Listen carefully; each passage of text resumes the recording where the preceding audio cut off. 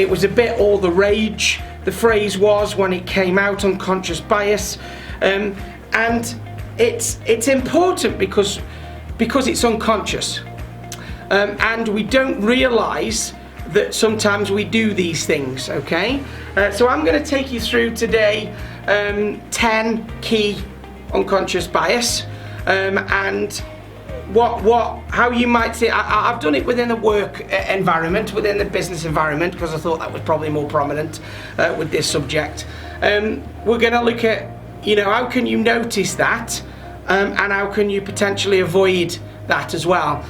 We all have unconscious bias. Now, when I go through these, please don't think that I'm assuming you guys on this call have all of these biases. That's not what it is whatsoever. But generally, there are 10 key biases that have come out.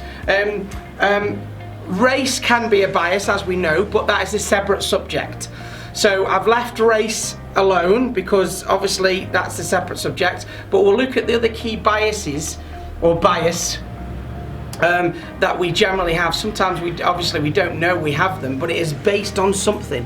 It is based on something that we're trying to put a frame of reference around, okay? So the first thing we need to understand is where that frame of reference comes from to get those bias. The reason why your brain likes to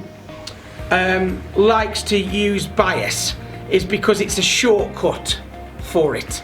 So your brain is obviously, as some of you hardcore listeners and watchers know, you can focus on 7 to 9 things at once, and you talk to yourself about every 7 seconds. So there is internal dialogue going on in your head. You're being bombarded by the outside world. Lots of different things are bombarding your brain.